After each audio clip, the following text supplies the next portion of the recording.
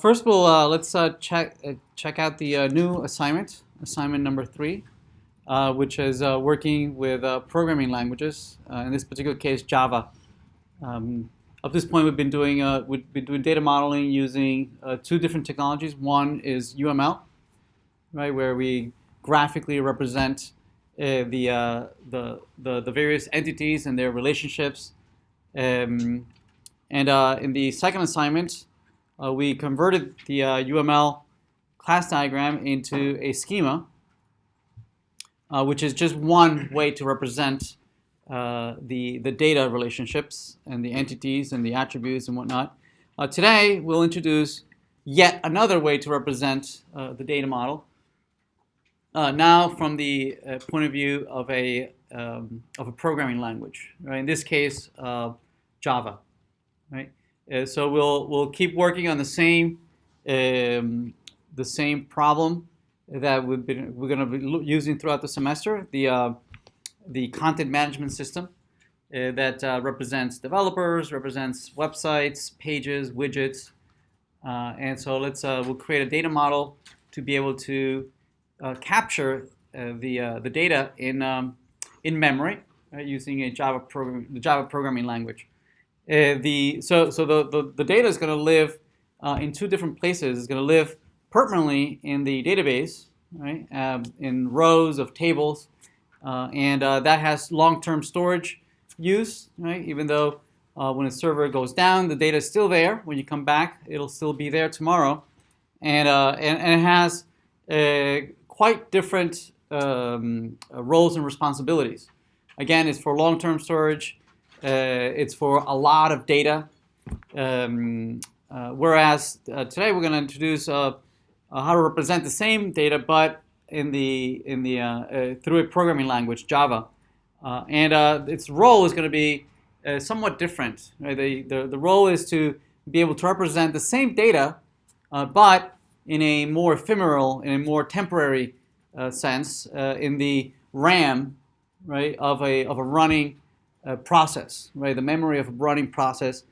So its nature is that it's temporary, right? When you shut down the application, all that data goes away, and so it only ever has a snapshot of what the true data is in the database, right? It's only a small fraction of the real data that is stored in the database.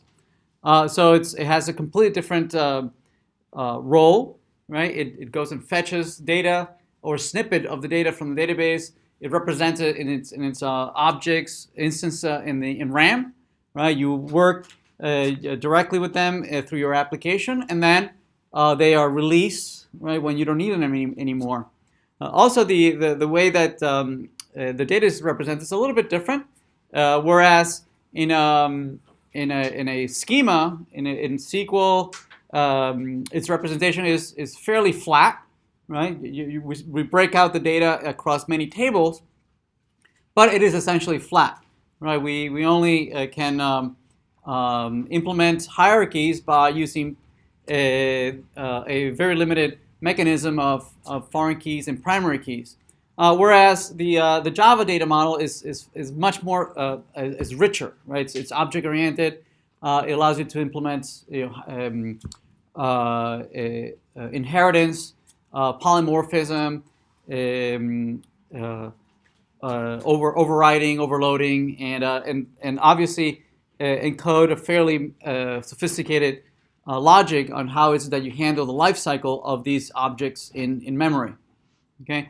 Also, the mechanism by which we implement relationships in relational databases is somewhat different the way we implement it in Java. So, for instance, if you consider this relationship of websites and pages where you have one-to-many, in UML you capture it this way, right? You say that for one website there might be 0 or more pages, right? Now, in SQL you would implement it using a primary key on the strong side, on the website, on the one primary key, and then on the table you would implement the relationship from the child's point of view, right? It is the child, the page, right, who has a reference back to its parent, right? The child has a points back to the parent, references the parent. In Java is the opposite, right? You typically, when you think that there's a parent-child relationship or a whole made up of several parts, usually it is a whole who has references to the parts, right? So you would probably implement it using a class website that has a collection of pages, right, or an array of pages, right, and it would have instances, references to the parts, the pieces that make up the whole. So it's fundamentally different, right? How to think about it, of which way the direction of the association goes. You can still have the child have a reference back to its parent, but it's less common, right? Typically, you navigate from the parent down to the children, right? And you follow the hierarchy from top to bottom, usually, right? This would allow you to have kind of like a doubly linked representation where you can navigate both from parent to children and then from children back to its parent, right? But it's less common, right? But surely it's applicable, yes. Whereas in SQL, you only can navigate. Typically, you have a representation of the children, the parts pointing to the whole. So what we ask you to do is to take this UML class diagram, right? And in the previous assignment, you worked on the schema, right? On the SQL schema of creating this, right? And so you should already have that. What we're asking you to do is to create the equivalent Java classes that you would need to interact with this schema. Okay, so you would have a base class of a person, and you would have the user and developer classes that inherit from the person, right? Very much using just plain old Java object-oriented techniques. Yes. So you would have the person being a base class, and then the user and developer extending from the person base class. Yes. So these two would be derived classes from the person, and then you would have you would create the association, the one-to-many between developers and websites, between websites and pages, between pages and widgets, right? Again, using collections, right? Where a developer might have a collection of websites, a website might have a collection of pages, a page might have a collection of widgets, right? And each widget then having being represented as a hierarchy of various classes. And we're asking you to implement each one of the classes. So this is just plain old Java object-oriented implementation, right? So this shouldn't take you long to implement. Okay. Obviously, we expect you to be using good programming practices, right? Where all the attributes would be private, all the attributes would have setters and getters. There would be a no argument constructor, an all argument constructor, and all the public interface that would allow you to manipulate each one of these objects, right? So yeah. So that's the first part. The second part asks you to, now that you have an object-oriented representation of the data, asks you to implement what are called data access objects. Data access objects is a part of a set of design patterns that work towards dividing the various roles of concerns, right? So, for instance, one of the bad practices is that whenever you need a data from a database, you just open up a connection, you go and get it, fetch it from the database. Now you have the data, and you just use it, right? And this if you do this enough, your code will be littered with SQL queries all over your source code, right? So that's considered bad practice. Makes it very, very hard to maintain, to modify, to refactor. So one of the best practices is to encapsulate all data access into a set of dedicated classes that are modular, are self-contained, right? That their only concern is to provide an API to the database, right? So that all the other rest of the application is not concerned with how to access the database, right? Instead, it has this level of abstraction that it treats the database as an object-oriented piece of modular code, right? So it has a nice little interface, and it passes objects and it receives objects back from the data access layer. Okay, so here we're asking you to create that data access layer for several of the entities that you implemented earlier. So first, we'll ask you to create 6 different data access layer. One that deals with developers.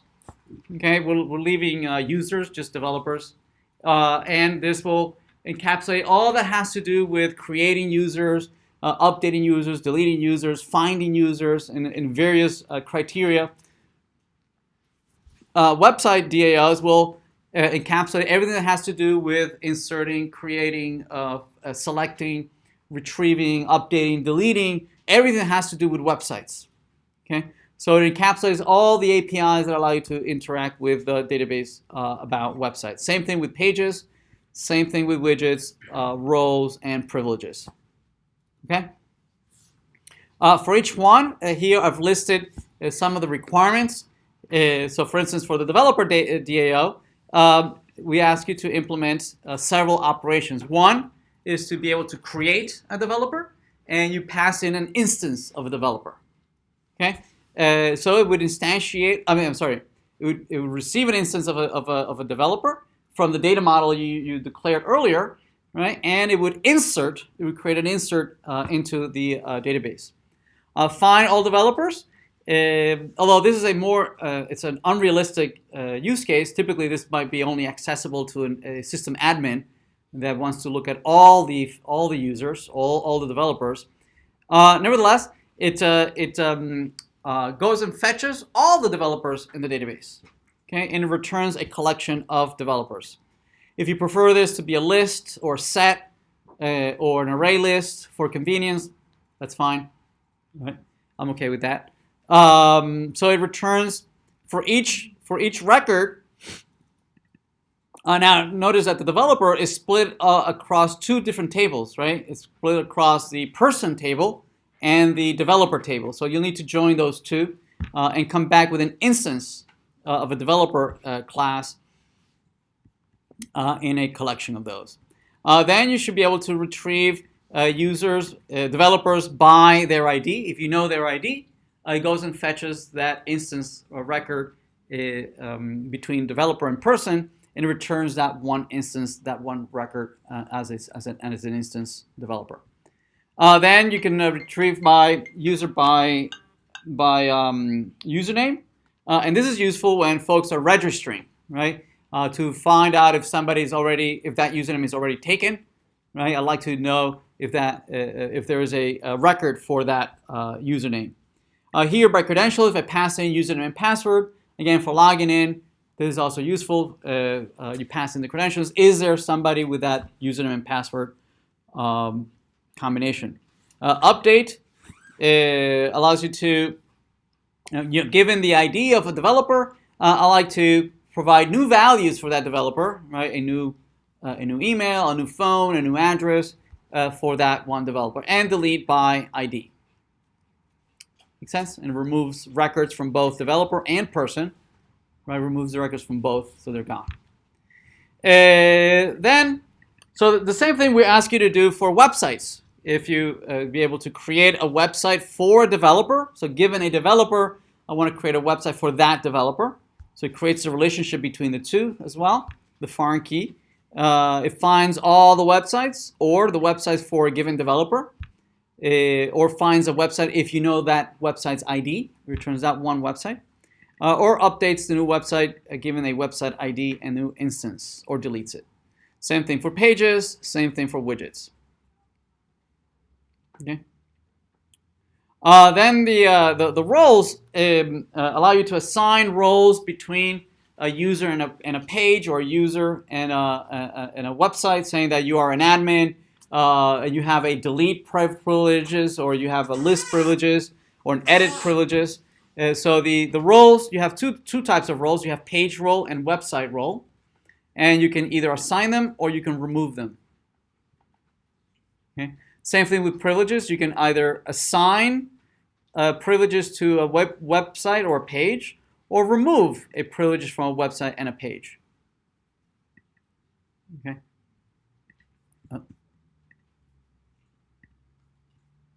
So once you have that, the same data you created using the inserts, the updates, the selects for the previous assignment, we ask you to create exactly the same content, but now using the DAO, right? So you use the DAO, you instantiate them, and you insert the same information. But now these are all developers, no users, just a regular developer.